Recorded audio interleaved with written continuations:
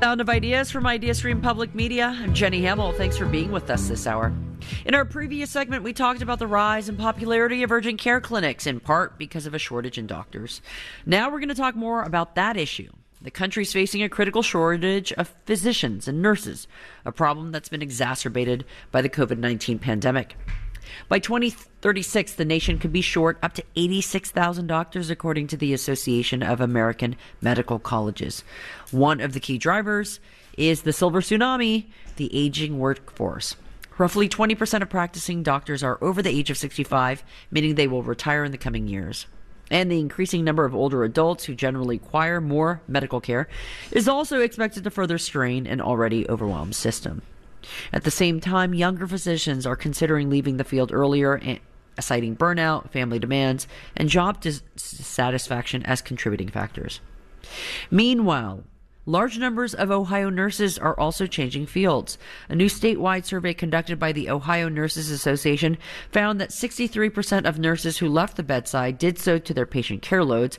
65% of direct care nurses said they experienced some form of workplace violence in the last year.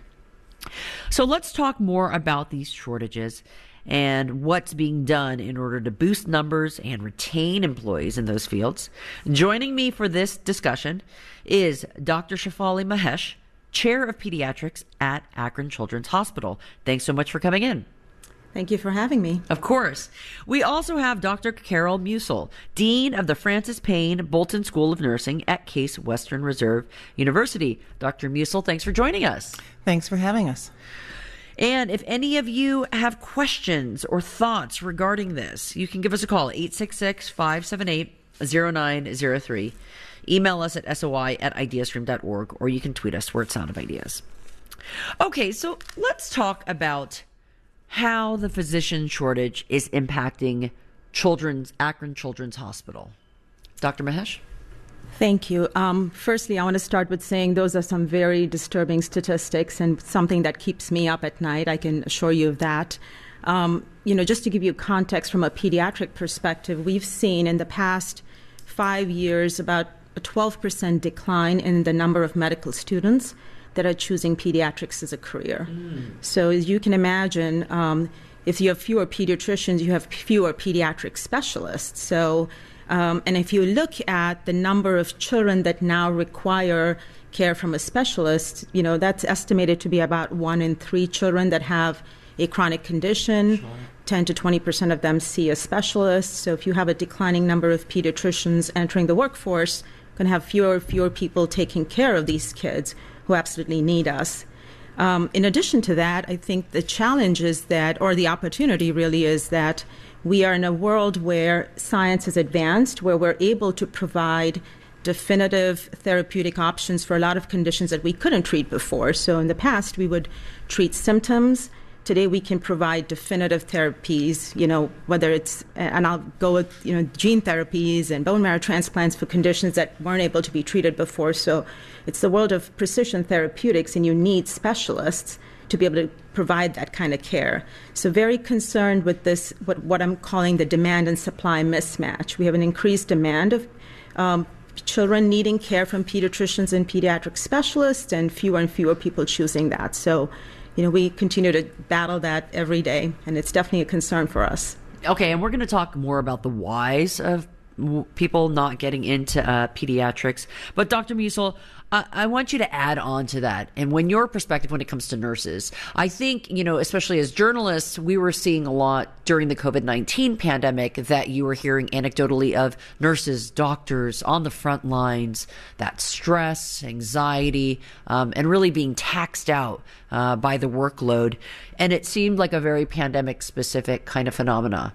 Has that carried on? Is that legacy a part of what we're seeing when it comes to the nursing shortage? So, the nursing shortage is really an interesting phenomenon. Okay. Because there are more nurses now than there ever have been in the United States. So, right now, I wouldn't have guessed that. There's about 3.4 million nurses. And the real nursing shortage actually happened around 1998 to 2000, and then there was a critical need to have more nurses. People weren't going into nursing as a career. So, but that has changed. But certainly, the experience that nurses had during the pandemic has left its mark. And we saw a number of nurses leave the profession as a result of that. Certainly hospitals, too, have borne the brunt of that when they've not been able to keep the staff that they have. The pandemic also was a serious economic hardship to hospitals as well. Sure. So that also contributed. Right, because certainly the big hospital systems, university hospitals, Cleveland Clinic, showing some numbers when it came to elected surgeries, elected procedures that could have had, and they couldn't do any of that really during the COVID. That was a big financial blow to the hospitals. Yes. So you're saying that in part is a reason that we're seeing shortages. Yes, in fact, it is. I think the other thing is we're seeing more and more nurses who are responding to high workloads and the immense opportunities that are available to nurses. Nursing is really, truly a great career path. It's a great undergraduate degree, whether you're going to be serving and working as a nurse or whether you're going to take that skill and go on to advanced practice, go on get a PhD, go on become a lawyer, do so many things. So it's a wonderful opportunity for young people.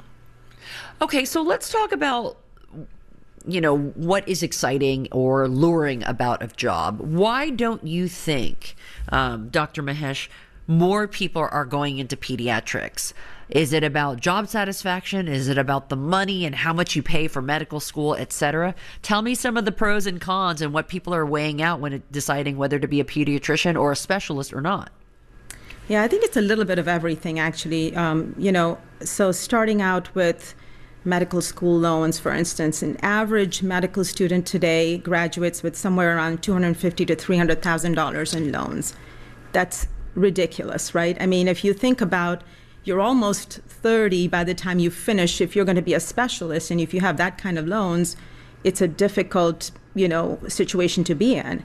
And then particularly in pediatrics, I think some of it is, there isn't as much maybe exposure early on into pediatrics. I'm also serve as a chair of pediatrics at NeoMed, and I heard from some of the students that there was just a lot of unknowns about pediatrics, and there's a little bit more opportunity for exposure. Interesting. But then going back to the load, the job satisfaction, I chose pediatrics because I loved working with kids, and there has to be a recognition of the cognitive load it takes to take care of a child, because you're never taking care of just the child. You're taking care of the family, right? As a mother of two young kids, you're taking care of the parents' neuroses. Absolutely. I always say, when I go to the doctor for myself, I ask 2 questions. When I take my kids, I have 20, right? So there is not necessarily recognition of the time, the cognitive load it takes to do that. And then because of that, the compensation for pediatric physicians is significantly lower. It's estimated to be up to 25% lower than an adult specialist in the same specialty. The third factor is the number of years it takes to be a pediatric subspecialist. The training is longer than an adult subspecialist. So, it feels like the forces are working against us to have more and more people interested in pediatrics. And then let me ask you, Dr. Musil, as far as nursing is concerned, do you think it's about the climate or the environment in which an actually working nurse is maybe saying, I don't like this kind of workload, it's too stressful? Is that what's happening? Or is there attrition or shortage that's starting from the very beginning? People don't want to go into the field. Oh, that is not the case at all. That nurses, there are many applicants to schools of nursing, and there are some statistics, and again, statistics are always a little questionable, that there are 65,000 potential nursing students who have been turned away from nursing schools is one statistic, whether that is accurate or not. But so there is an attraction to the field of nursing, for sure. I think one of the things that we're finding is that it's hard to keep nurses in acute care in hospital situations. Sure. That's the real challenge. It's difficult because nurses have to be working 24/7. You've got to figure out ways to staff those units, and workload is high. So I think that's the main reason that we see a lot of nurses leaving. Yeah, Pat wrote in via email. And again, if you want to participate in the conversation, 866-578-0903. You can email us at soi@ideastream.org. But Pat wrote in, nurses are treated incredibly poorly. Staffing is too low, increasing job stress while decreasing quality of care. So either that is a patient's experience of what they've seen nurses going through. But I know that there have been media reports about how in certain hospitals, nurses are saying it's too much work. I wasn't trained for this, or I just don't have support. Do you think hospital systems are recognizing this and are trying to work to kind of make the situation better? I can tell you firsthand that the local hospitals are very aware of this situation and are really trying to figure out ways that they can support their nursing staff, support the entire team. But it's a challenge. One of the things that we hear is that new nurses start, they may only work about a year, and then they leave, they go to graduate school because they want to become a nurse practitioner, a midwife, nurse anesthetist. So it's really hard to keep nurses at the bedside. Hospital administrators, the CNOs, are doing everything that they can think of to provide career pathways for nurses to keep them in the hospitals. All right, let's take a call from David in Cleveland, who's been waiting on the line for some time. Hi, David. Give us your thought. Hi, how are you doing? Doing well. I'm a retired doctor. I have two brothers that are doctors. We talk about this all the time. We've talked about it for quite some time. One of the issues, and I think one of your guests touched upon it, is that there are not enough spaces in a lot of these medical schools and nursing schools compared to the number of people that are applying. So I think that expanding the teaching of the profession is critical. I know when I went to school, there were 120 some spaces, and maybe 300 or 400 people applied. My daughter's a nurse. When she applied, there were 90 spaces, 200 or 300 people applied. So you're leaving a lot of people out of the profession that would like to become nurses or doctors, and there's just not enough space to teach them. So that's one of the issues. Then the other part is when they get into the profession, there's so many specialties, they really have to find out what they like. Do they like pediatrics? Do they like the surgical piece of it? And so a lot of times of people getting into the profession are trying to find their way. And so between the number of people that want to be nurses and there's just not enough spaces to teach them, combined with when they get into the profession, trying to find which area of nursing they like to get into, you're getting this gap. Okay. And then when you have something like COVID or something hits, there's a big need that's being missed upon. All right, thanks, David. And he makes a couple of great points. And I wonder, is there some sort of truth that the medical field is acknowledging when it comes to the training and the educational apparatus that exists within residencies or in programs for nursing? Do we have the capacity to train as many people as want to get into the professions? Let's talk to you, Dr. Mahesh. Absolutely. We are certainly addressing that head on at Akron Children's and at NeoMed. I will say, we've created several programs where we're actually reaching out to high school students. If there's interest at the level of the high school student, like David said, right? Engaging them early, exposing them to different fields in medicine, whether it be pediatrics or specialties early on. We provide immersion programs, particularly our first-year medical students who are really trying to find themselves and discover what their interests are and where their passion is.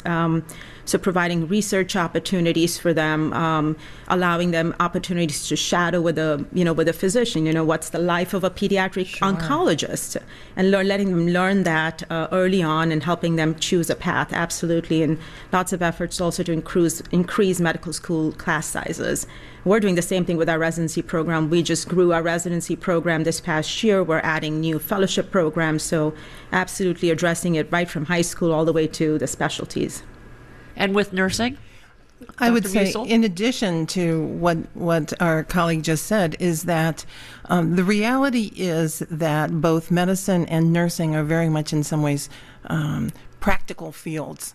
That there needs to be a lot of in-field practice. You need to be working with patients, Sure. And so even though we're seeing an increase in the use of simulation, and that is only going to increase as time goes on, people still need to find clinical placements. And one of the things that's very taxing, certainly for nursing students who are going into clinical placements, is finding spots for our nursing students. And as there's increases in the number of nursing students, it becomes more and more competitive to actually place them in hospital situations. So there is that kind of supply and demand challenge as well. So let me ask you this, and maybe it's also a public perception thing, but do you think there is any sort of resistance to how hard a residency might be, the super long hours, how demanding it is? Do you think that dissuades people who are interested in the medical field? I don't think so personally. I mean, maybe I'm biased, but I think it's part of the training. You have to build resilience as a physician or a nurse, or you're not going to last in that field, right? So I think it's intentionally part of the training. I will tell you that there has been a lot of effort in trying to manage that to some degree. Sure.